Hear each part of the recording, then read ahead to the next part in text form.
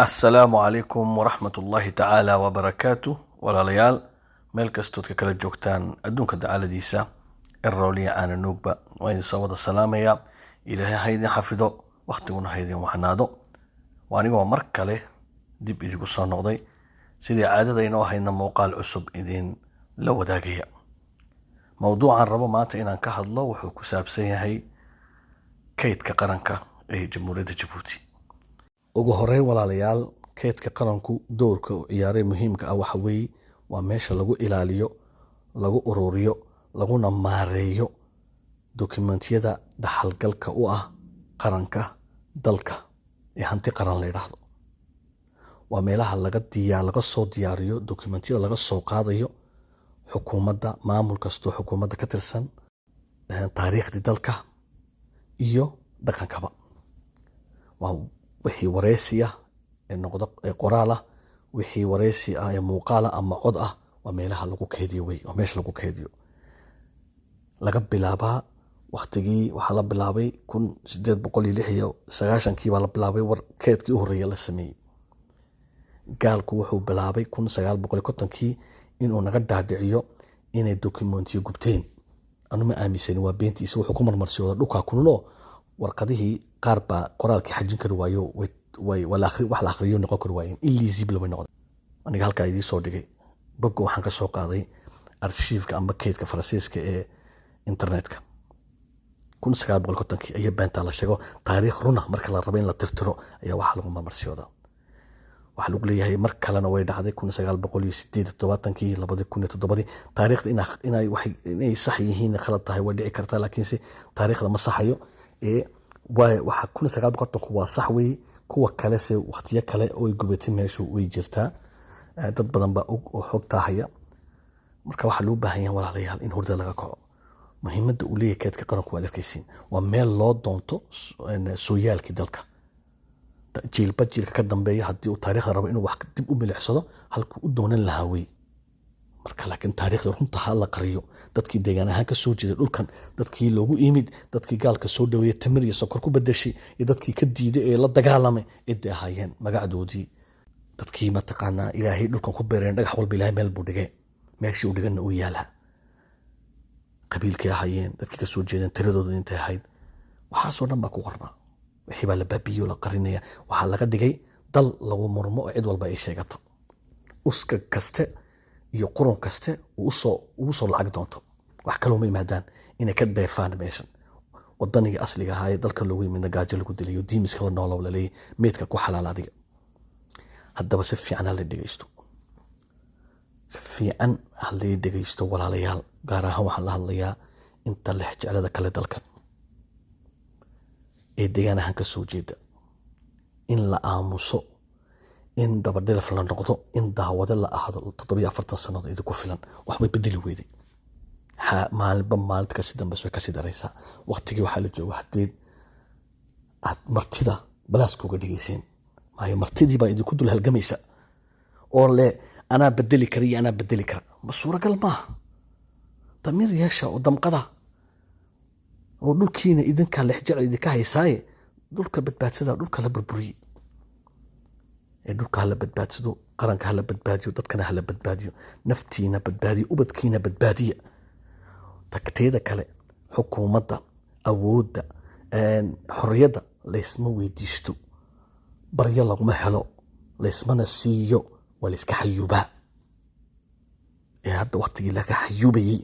ee la qaadanayay baa la joogaa wax kaloo ni hadhay dabadhilifnimadii inago dabadhilifna abid ku jiraysiin idinku aan waxba idin soo kordhinayn ka hordada ka kaca wadankiina badbaadsada ma itriba meesha taala walaalayaal iyada oo ay qayb ka tahay dardargelinta waxda kaydka qaran ee archive nationalka ee dalka iyo sidoo kale ilaalinta waxyaabaha taariikhiga ah ee qoran ee dalka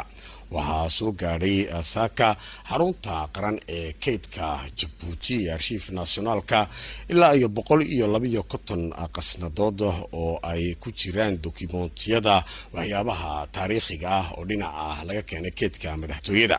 waxaana alaabtani keydka ah oo dhinaca nidaamka dijitaalka iyaka loo bedelay lasoo gaadhsiiyey xarunta keydka qaran ee dalka, kuwaasi oo habka dhinaca dijitaalka ku shaqeeya iyaka oo ka shaqeynaya ilaalinta iyo dhowrista waxyaabaha qadiimiga ee qoraalada kala duwan iyo dokumentiyada. waxaana u joogay munaasabadaasi mas-uuliyiinta wakaalada qaran ee kobcinta dhaqanka Jabuuti iyo mas-uuliyiin ka socota waaxda keydka qaran ee madaxtooyada ee dalka. waa qaybtii labaad ee iyadu ka timaada waaxda dhinaca keydka madaxtooyada ee dalka ee soo gaadha xarunta dhinaca keydka qaran ee dalka ee Archiif Nationalka, halkaasi oo lagu kaydinayo sidoo kalena nidaamka dhinaca dijitaalka loo bedelayo si halkaasi loogu kaydiyo. waxaana xaruntani ay tahay mid iyadu guud ahaanba ka shaqeysa kor u qaadista waxyaha kala duwan ee dhinaca keydka qaran ee dalka, waxaana ay tahay mid la soo gaarsiiyey ilaa 152 qasnadood oo dhinaca keydka dokumentiyada ah oo ka imiday waaxda keydka qaran ee madaxtooyada. farxa yaasiin jaamac, madaxa waaxda farsamo ee keydka madaxtooyada, ayaa halkaasi ka bixisay faallo ballaaran, waxaana ay tirisatane. بسم الله الرحمن الرحيم الحمد لله رب العالمين. maanta ilaahay nagu simay inaan mar labaad ku soo noqono maktabada qaranka annaka oo keenay kaydkii qaranka, kaydkii madaxtooyada ayaan keenay maanta alxamdulilah rabbil caalamiin. taas oo markii horeysay aan keenay 207 qasnadood amba buwaad afka qalaad oo lasoo qalabiyey, lasoo nidaamiyey. maantana 152 qaran aan ku haynay kaydkii madaxtooyada alxamdulilah rabbil caalamiin. kaas oo warqadihiya oo habaysan garab socdaan version numeric amba versionka aalada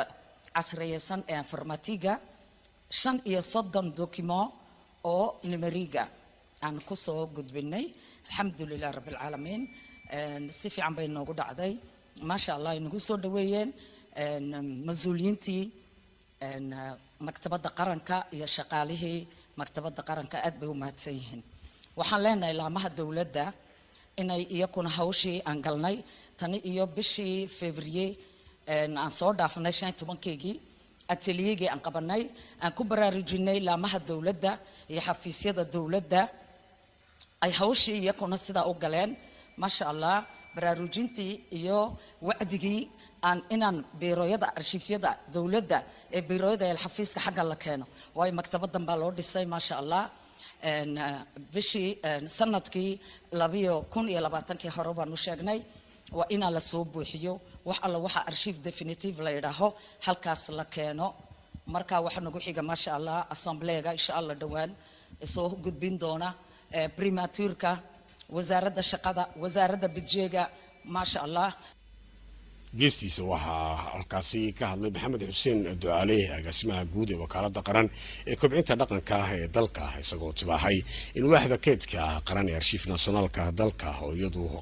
qaabilsan waaxda keydka ee dalka oo habka nidaamka dijitaalka ku shaqeynaysa ay gudoontay cadadkaasi labaad ee dhinaca keydka ee ka miday madaxtooyada, taasi oo qayb ka ah dardargelinta waaxdani keydka qaran ee dalka oo si weyn iyadu uga shaqeysa ilaalista waxyaabaha dhinaca keydka iyo kor u qaadista dhowristana nidaamka dijitaalna u bedelaysa adeegyadaasi kala duwan ee dokumentiyada dhinaca qasnadaha ee keydka madaxtooyada ka yimiday.